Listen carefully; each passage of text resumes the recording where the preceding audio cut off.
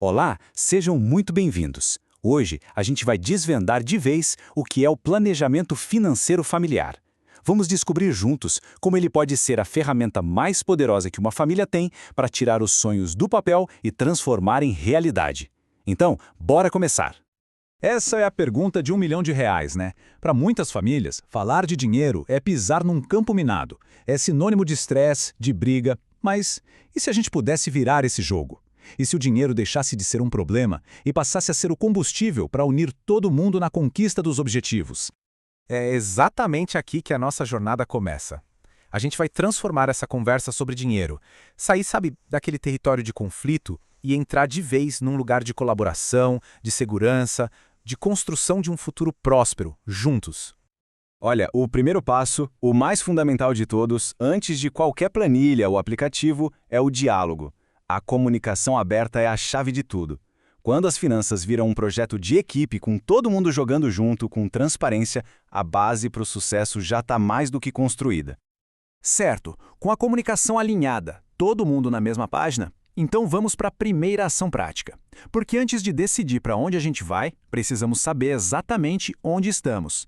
Chegou a hora de fazer um verdadeiro raio-x das finanças da família. Pensa nisso como se fosse uma consulta médica. Nenhum médico bom vai receitar um tratamento sem antes entender os sintomas, pedir uns exames, fazer um diagnóstico completo, certo? Com o nosso dinheiro, a lógica é a mesmíssima. A gente precisa de clareza total sobre o nosso ponto de partida. E como é que esse diagnóstico funciona na prática? São 3 passos bem simples. Primeiro, registrar tudo. E quando eu digo tudo, é tudo mesmo, do aluguel ao cafezinho na padaria. Segundo, categorizar, ou seja, agrupar esses gastos para a gente começar a enxergar padrões.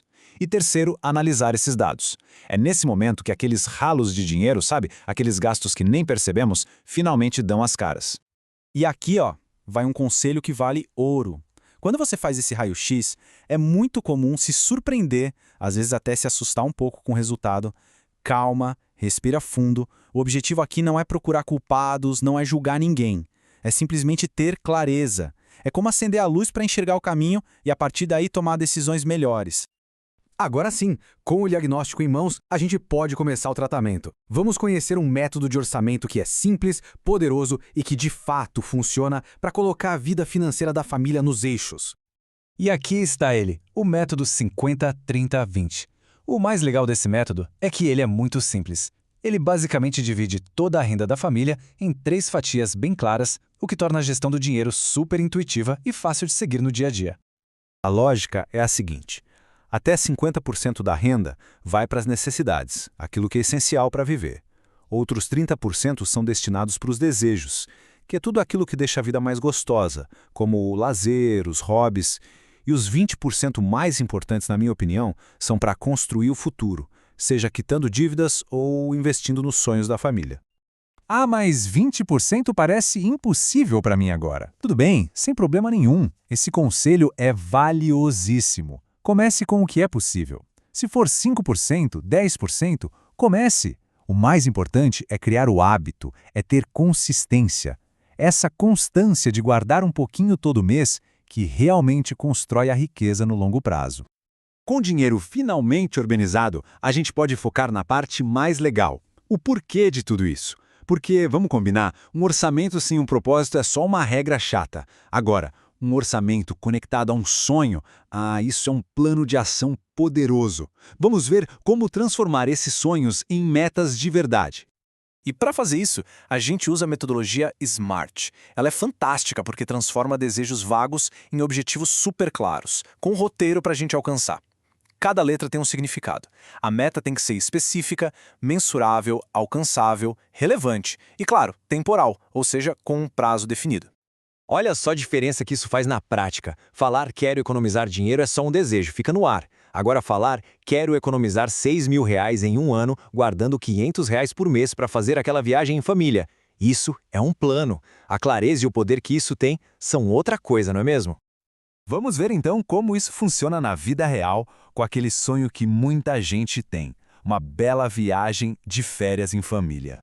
Olha que incrível como o sonho se transforma num projeto de verdade. A viagem é super específica.